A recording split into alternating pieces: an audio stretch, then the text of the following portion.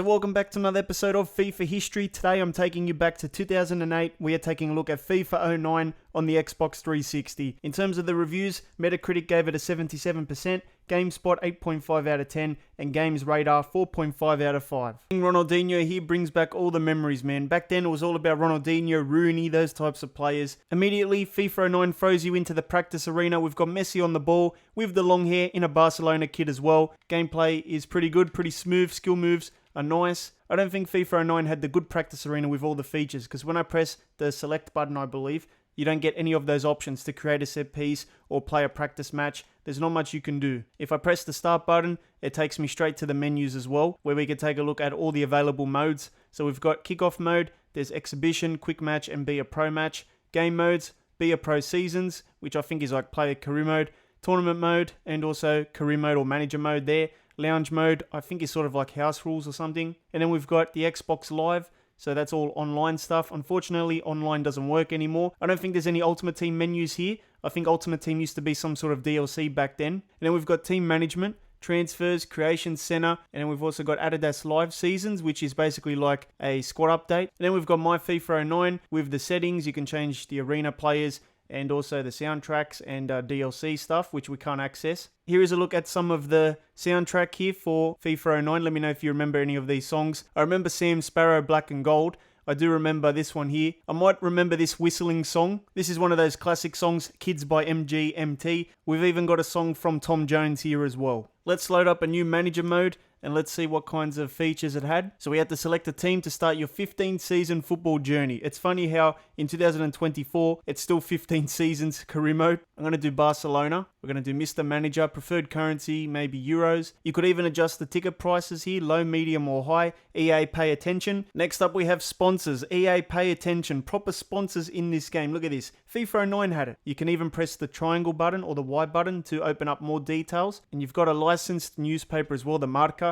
New face, Mr. Manager has been named as manager at Barcelona. Here is your manager mode menus, obviously very basic compared to what we've got these days. In the main hub, you've got the league table on the right, the top scorers, the fixtures, and on the left, you've got the match day number, play match or sim match. And if you go with the triggers to the next page, you can see information here. So you can see the date and also your job security, which was 50%, manager prestige 1 out of 10, and fan appreciation 50 out of 100. Budget 75 million, experience points 0 at the moment, and transfer window is closed. And our highest overall player was Messi, 90 overall, and he was 21 years old in this game. If you press the Y button or the triangle button, it comes up with more options. So you can see team management, where you can manage your team and do player growth as well.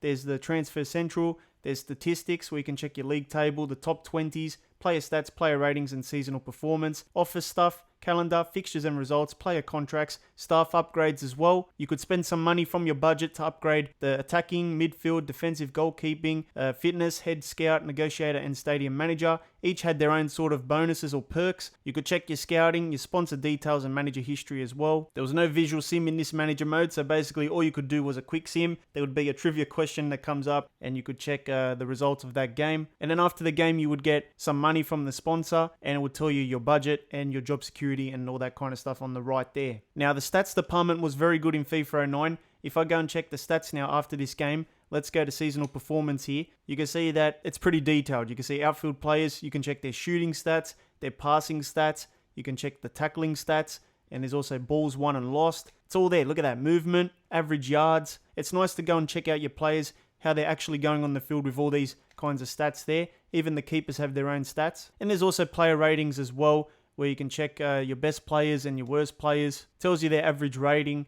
So I love these kinds of things in career mode. You know, you need that level of detail, these kinds of stats. We'll take a quick look at Be a Pro mode, which is basically 4 seasons only. So it wasn't 15 seasons back then. So we'll select a team here, Manchester United, and you can create a pro or select a real player. We've got Freddie Gray here. As you can see, the graphics, they're not the best. Even the body types and all that are much different than they are now. We've got the Sun here. Don't know how honest the Sun is, but it says, in 4 years, the Be a Pro International Cup will decide the best nation. Will Freddie Gray become a legend? So basically, the goal is to make the World Cup, and after that, it's over. You've got club objectives, final goal difference greater than plus 20, take a total of 50 shots, achieve a final rating of 6.0, and there's also national objectives, win 1 national game, score a total of 2 goals. You can see your objectives, career summary, player improvement, statistics, and I think that's about it. So we're going to play a game here, Man United versus Barcelona, professional difficulty, 4 minutes. Take a look at this Man United team. Ronaldo is on the field, 89 overall here. We've got Scholes, Berbatov, Rooney, and Nani. And we've also got Makeda. What happened to Makeda? I haven't seen him in years. He scored that clutch goal in the last minute, and I never saw him since.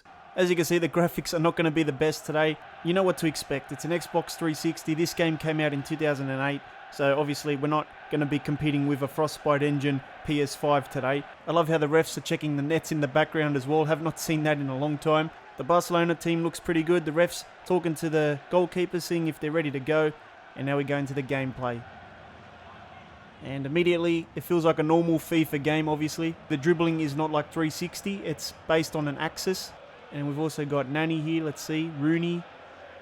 Berbatov is going to get there. Yes, he does. We could be through on goal here. Berbatov. Good save. The fans are not very good, as you can see. They sort of move all the same. And they sort of move like it's 1 frame per second. They're not really human, I guess. More robotic. It's not as responsive as more modern FIFA games. Sort of got a little half-second delay. It's not too bad, but you do notice it. Here's Rooney. Whips it in, looking for Berbatov, and the keeper collects. And Carrick picks it up. Through ball to Rooney.